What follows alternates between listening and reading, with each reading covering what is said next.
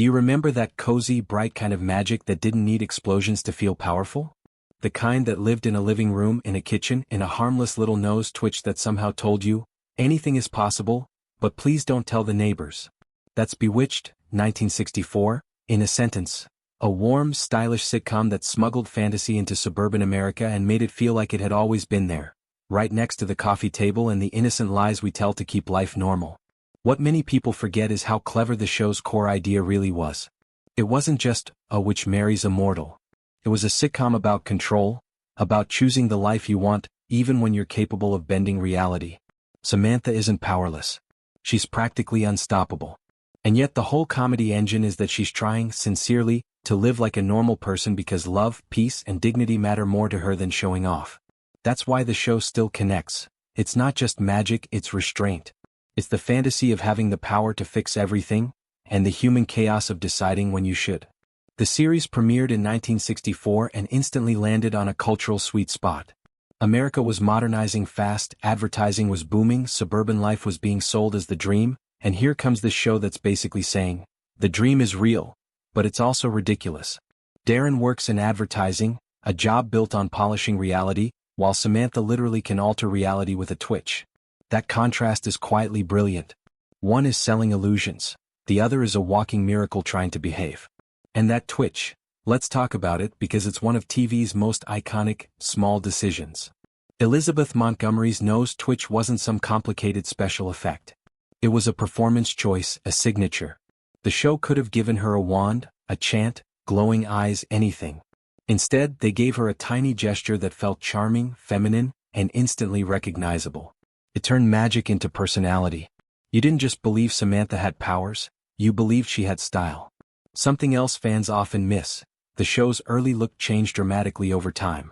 The first season was shot in black and white, and then the series moved into color.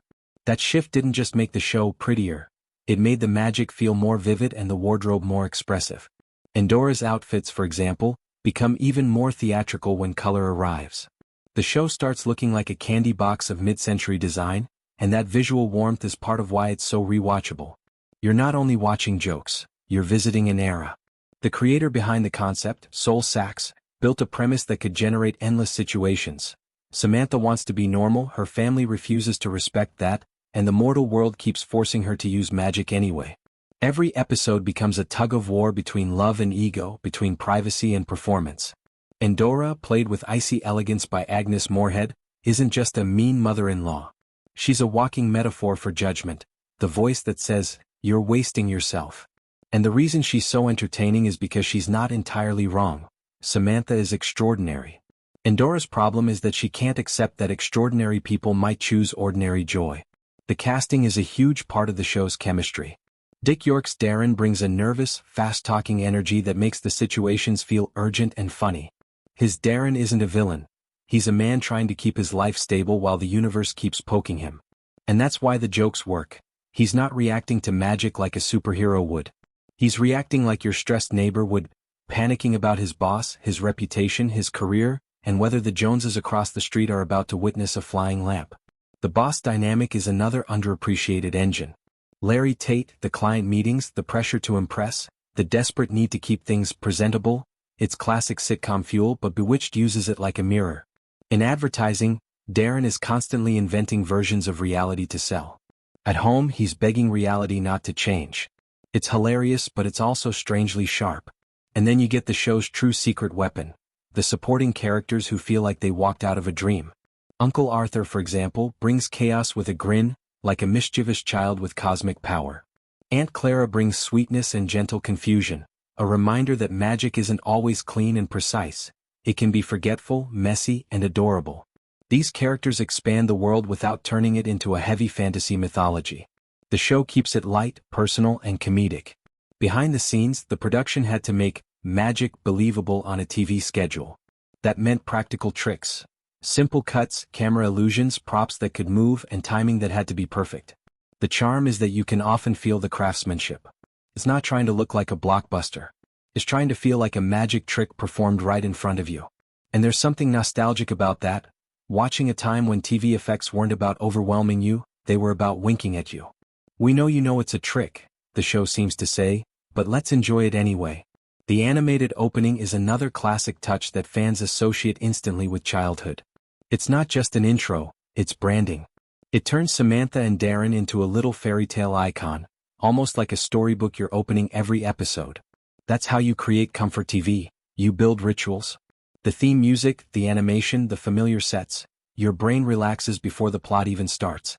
Another fascinating layer is how Bewitched plays with the idea of passing. Samantha can blend in. She can appear normal. She can hide her heritage.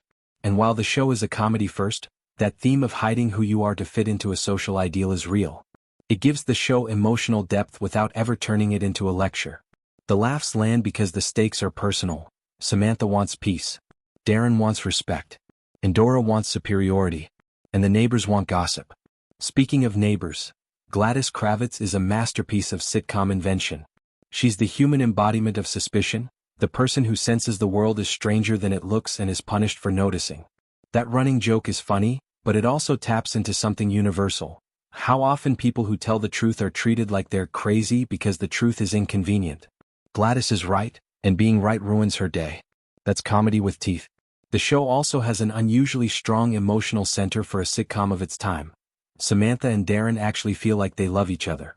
The conflicts aren't cynical. They're domestic, relatable, and often solved with tenderness. That's part of the nostalgia.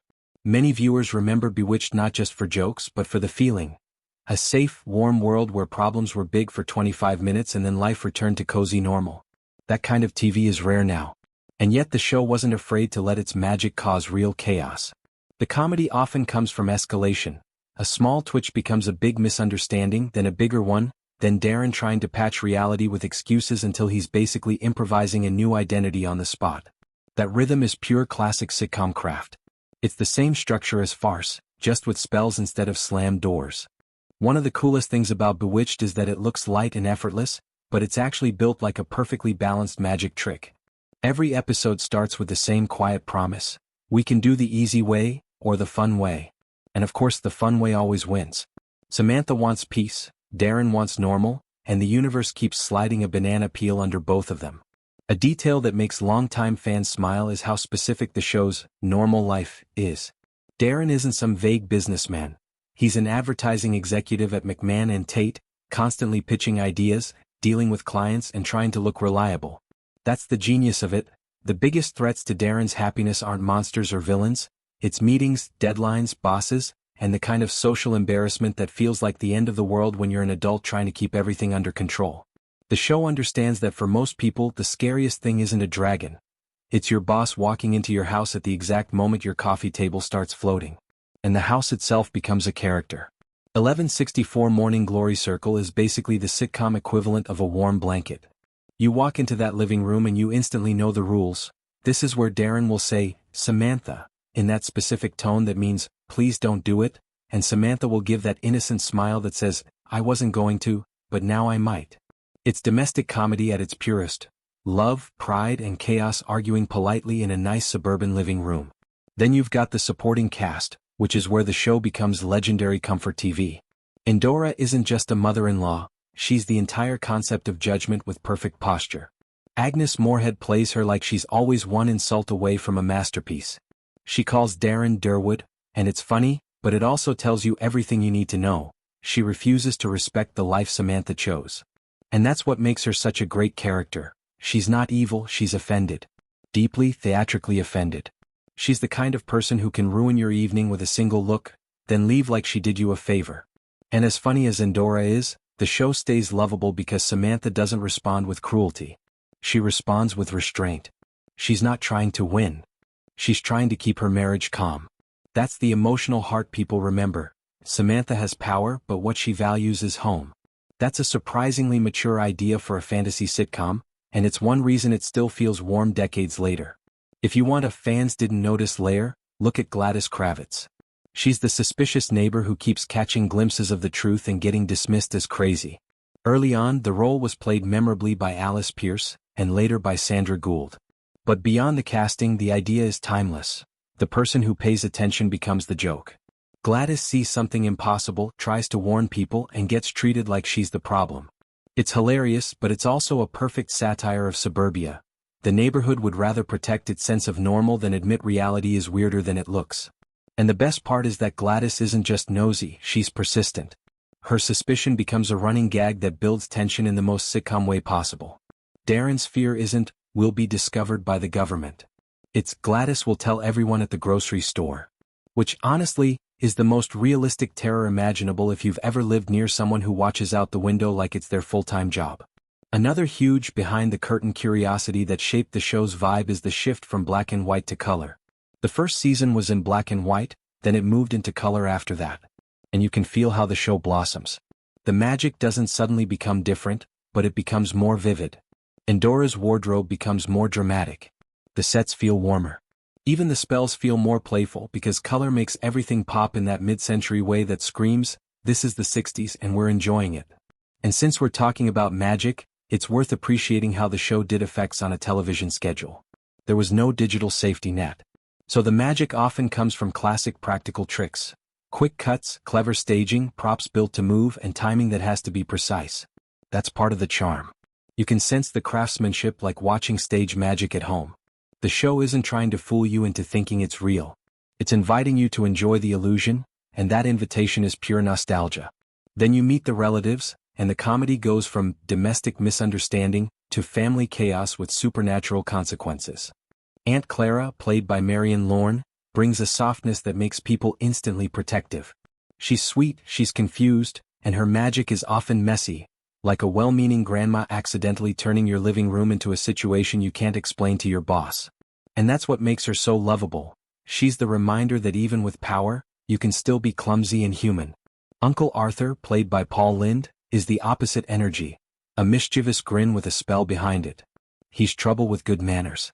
The kind of relative who shows up unannounced, eats your snacks, insults your furniture, and somehow leaves you laughing while your life is on fire. Characters like Arthur make the show feel like a party you can't control, which is exactly what family can feel like, just with teleportation. And don't forget Samantha's father, Maurice, played by Maurice Evans, who often feels like the reasonable, supernatural parent, until he isn't. The show's which family isn't a single personality, it's a whole range of attitudes about Samantha's marriage. Some are offended, some are curious, some are entertained, some are protective. That variety keeps the jokes fresh because Samantha isn't fighting one enemy, she's navigating a family system. And again, that's relatable. The magic is fantasy, the family politics are real. One of the most interesting real-life shifts in the show is the change of Darren. Dick York originated the role and gave Darren that anxious, fast-talking, tightly wound energy that made the farce sing. Later, Dick Sargent took over the role. The show continued, but the vibe subtly changed because the performance style changed. It's one of those rare TV situations where fans can feel the difference without the show needing to explain it in the story. And it became part of the show's history. One of those behind-the-scenes realities that longtime viewers always remember, because it marks eras of the series. Through all those changes, the biggest reason the series stays watchable is the relationship at the center. Samantha and Darren don't feel like a cynical TV couple. They feel like two people who actually like each other. They argue, yes, sometimes about ridiculous things, but the affection is always there. That warmth matters because it turns the chaos into comfort. You're not watching a marriage fall apart. You're watching a marriage get tested by absurdity and still choose tenderness. And that's where the show gets surprisingly emotional. One of the sweetest, you only notice this when you're older, truths about Bewitched is that the magic is almost never the real problem. The real problem is always human. Pride, insecurity, gossip, ambition, family pressure, the need to be liked, the fear of standing out. The spells are just the spark that lights those feelings faster. That's why the show ages so well.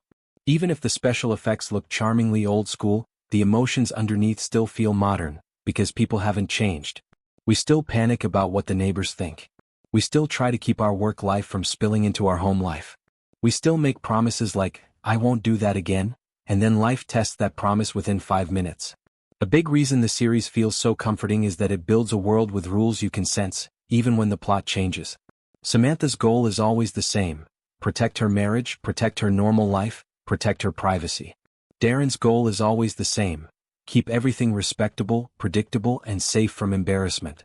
Endora's goal is always the same: prove that Darren is unworthy and that Samantha is lowering herself.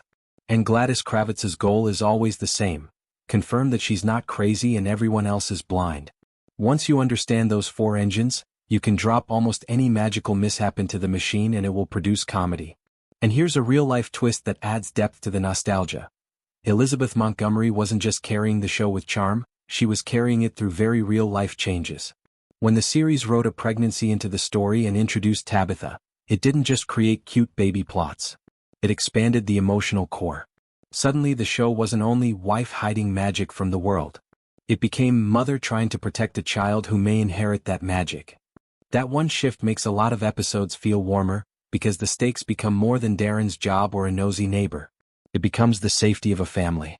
And Tabitha herself became one of the show's most memorable symbols. The idea of a child accidentally using magic is comedy gold, because it turns power into innocence. A grown witch can choose restraint. A child doesn't even understand restraint.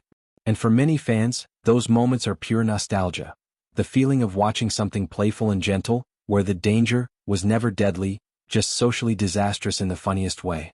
Behind the scenes, Tabitha was famously portrayed by twins, which was common for child roles on television, especially as the character grew and appeared more often. The show also did something quietly clever with the magical family. It kept them inconsistent on purpose. Sometimes a relative shows up like a stern judge. Sometimes they show up like mischievous chaos. Sometimes they're affectionate. Sometimes they're petty. That variety makes the witch world feel like a real family, not a fantasy kingdom with strict rules. And it keeps Samantha in a constant balancing act. She's not only translating the mortal world for witches, she's translating witches for the mortal world. She's the bridge. That's why she ends up being the most adult person in the room most of the time, even though she's the one who can literally warp reality. Endora remains the show's sharpest knife, and part of her brilliance is that she often says what other characters wouldn't dare to say out loud. She insults Darren with elegant cruelty, but the deeper joke is that she's treating him like a symptom, not a person. To her, he represents everything she thinks is small. Routine, limitation, the need for approval. And the uncomfortable part is that Darren's fears aren't ridiculous. In the world he lives in, reputation matters. Work matters. Fitting in matters. That's why their conflict is so funny. They're arguing from totally different universes and both believe they're protecting Samantha. And Darren, for all his panic, isn't written as a villain. He's written as someone who loves Samantha deeply but can't handle the thought that their life could be judged or disrupted. That's one of the show's most human truths. Loving someone extraordinary can be intimidating. Darren wants to be enough. He wants to feel like the man of the house, the provider, the one who makes things stable. But how do you feel stable when your wife can fix a disaster in 1 second? The comedy is that he asks for normal, while being married to the impossible. Then there's Larry Tate, the boss every adult recognizes instantly. Charming, demanding, always pushing, always needing the pitch, always needing the client happy. He's funny because he's the embodiment of external pressure. Darren's world is built on performance. Selling ideas, impressing people, staying dependable. So when magic enters that world, it doesn't just create slapstick. It creates the ultimate nightmare, losing credibility. And the show milks that fear beautifully because credibility is a fragile thing. You can build it for years and lose it in one awkward moment, especially if your living room starts behaving like it's haunted. A quieter but important part of the show's nostalgic appeal is its mid-century design and lifestyle. The sets, the furniture, the clothes, the tone of conversations, the way social norms hang over everything like an invisible rulebook. Watching it now feels like opening a time capsule that still smells like the era. The show began in black and white and then transitioned into color, and when the color years kick in, you get that warm, candy-like look of 60s television. Bold dresses, striking decor, and a brightness that makes even chaos feel cozy. And speaking of things fans remember with almost physical affection, the opening animation and theme. It doesn't just introduce the series, it sets the mood like a bedtime story. You see a cartoon version of the couple, you hear that playful melody, and your brain instantly knows what kind of experience you're about to have. Light mischief, domestic comedy, and a safe return home at the end. That ritual is part of why people rewatch old sitcoms. It's not only the plot, it's the familiarity. Now here's one of the biggest behind-the-scenes realities that longtime fans always talk about, because it shaped the later seasons. The role of Darren was played first by Dick York and later by Dick Sargent. The change wasn't a story twist, the character remained Darren. But the energy changed because the actors were different. York's Darren feels more tightly wound, more frantic, like the farce is always 1 second from exploding. Sargent's Darren feels smoother, a bit more controlled, like he's trying to manage chaos with a calmer kind of irritation. Neither is better universally. Fans tend to have strong preferences, but the shift is part of the show's history, and once you notice it, it becomes like a marker in your memory of the series. What never changes is the show's central fantasy, the idea that a home can be a sanctuary, even when life keeps interrupting it. That's why the comedy often revolves around doors opening at the worst possible time. A client arrives unannounced. A boss drops by. A neighbor spies through the curtains. A relative appears out of thin air. The entire show is built on timing, and the magic is often just a way to speed up what sitcoms always loved. Misunderstandings, cover stories, near discoveries, and last-second saves that almost work. There's also something quietly comforting about how Bewitched treats magic as part of daily life rather than a heroic destiny. By the time you reach the later stretch of Bewitched, you realize the show's greatest trick isn't magic at all, it's consistency. No matter how wild the episode gets, the series always returns you to the same emotional home base. Samantha wants harmony, Darren wants stability, the witch relatives want influence, and the neighborhood wants something to talk about. That reliability is a big part of the nostalgia. It's like revisiting a familiar street from childhood. The houses might look smaller now, but the feeling returns instantly. And what's remarkable is how the show keeps finding new angles on the same basic tension without feeling repetitive. Sometimes the chaos comes from an ambitious client dinner. Sometimes it's a surprise visit from a magical relative who views mortals like adorable pets. Sometimes it's a spell that backfires in the most sitcom way possible, fixing one problem by creating three more. And sometimes it's nothing more than a quiet misunderstanding that snowballs because Darren is trying to control everything with sheer willpower, which is always a losing battle in a world where a nose twitch can rewrite reality. One of the most enduring emotional hooks is how deeply the series is about fitting in. Samantha is extraordinary, but she spends so much of the show trying not to be noticed. That's funny on the surface. Imagine having powers and still worrying about the neighbors, but it's also strangely relatable. Everyone has something they feel they need to hide to be accepted. Samantha's secret is just more sparkly. The show turns that social pressure into comedy, but it never turns Samantha into a joke. She isn't ashamed of being a witch, she's just protective of the life she chose. And that's what makes Samantha so easy to love. She's not rebellious for the sake of rebellion. She's principled. She's choosing a kind of love that requires compromise. Endora sees that as surrender, but Samantha sees it as agency. She's not being forced into mortal life, she's deciding it. That subtle distinction is why the show still feels empowering in its own gentle, mid-century way. Samantha doesn't need to prove her power. She already has it. The story is about how she uses it responsibly. Darren's role becomes more sympathetic the more you watch too. It's easy to laugh at him for panicking, but the show also makes you understand why he panics. He lives in a world where reputation and social approval are treated like oxygen. He's working in advertising, an industry built on appearances, and he's terrified of being seen as unreliable, unstable, or ridiculous. In his mind, one strange moment can destroy everything he's built. That fear might be exaggerated, but it's emotionally real. And the comedy is that Samantha can solve problems instantly, but Darren can't accept that kind of shortcut, because it feels like cheating, like it makes him smaller. That's why the series is so smart. It uses magic to expose insecurities. Darren's struggle isn't really about witches. It's about control. It's about wanting to feel like the adult in the room. But how do you feel like the adult in the room when your wife can teleport you out of embarrassment? The show makes that tension funny, but it also makes it human. Plenty of relationships struggle when one person feels outmatched or unnecessary, even if the love is real.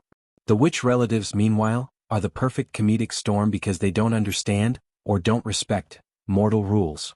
Endora in particular treats social norms like a silly costume mortals wear to feel important. She disrupts things not only out of spite for Darren, but because she genuinely believes Samantha deserves a bigger, freer life. That's what makes Endora delicious. Her cruelty is often wrapped in concern. She's the kind of person who can insult you and claim it's for your own good. And Agnes Moorehead delivers that with such elegance that you can't even be mad, you just have to admire the precision of the insult. Then there's the show's most underrated achievement. It creates a universe where the supernatural feels casual. Nobody is fighting demon kings or saving galaxies. The magic is used for dinners, errands, misunderstandings, and family drama.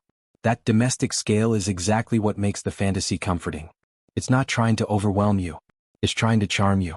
It says, what if the impossible lived right next to the ordinary? And once that idea is planted, it becomes irresistible. The production limitations of the era actually help this charm. Because the effects are practical and often simple, they feel like stage magic. Fun, playful, and a little wink. Why? Objects appear with a cut. People vanish with timing. Things move with clever tricks. You're invited to enjoy the illusion. And there's nostalgia in that craftsmanship. Modern effects can be flawless, but they can also feel cold. Bewitched feels warm because you can sense the human hands behind the trick. The show's opening animation and theme music are part of that warmth too. They function like a bedtime routine. A signal that you're entering a safe story world where chaos will happen but everything will be okay. That's one of the reasons old sitcoms become comfort viewing. They build a predictable emotional rhythm. In Bewitched, the rhythm is almost musical. Normal life begins, magic disturbs it, panic escalates, Samantha tries to fix it carefully, someone else makes it worse, Darren's stress hits peak volume, then order returns just in time, usually with a smile that says, "We survived another one." And through it all, the show gives you a kind of nostalgia that isn't just, "I remember the 60s. It's nostalgia for a gentler kind of television. Stories that were playful, sincere, and built around warmth rather than cynicism. The humor isn't designed to humiliate the characters. Even when someone looks foolish, the show doesn't punish them cruelly. It laughs with them more than it laughs at them. That tone is rare today, and it's one reason people keep returning to the series decades later. There's also something comforting in how the show treats marriage as a team effort. Samantha and Darren argue, but they don't feel like enemies. They feel like two people trying to solve life together with very different instincts. Samantha wants to smooth things over quietly. Darren wants to face things properly, even if it makes everything harder. Their conflict is constant, but so is their affection. And that affection is what makes the magic feel sweet instead of threatening. You're never worried the show will become cruel or bleak. You know it will return to love. And maybe that's the secret reason Bewitched still lives in people's hearts. It offers a fantasy of stability. Not a fantasy of perfection, because everything is always messy, but a fantasy that mess can be temporary. That love can endure awkwardness. That family can be annoying and still be family. That even the nosiest neighbor can be survived. It's a world where problems are solved with creativity and kindness, and where the biggest disasters don't destroy people. They just become stories you laugh about later. So when you finish an episode, you don't just remember the spell or the gag. You remember the feeling of being welcomed into a bright little home where the impossible is normal and the normal is impossible, and where love is the real magic holding everything together. And that's the perfect note to leave on. Bewitched didn't last in memory because of big effects or wild plot twists.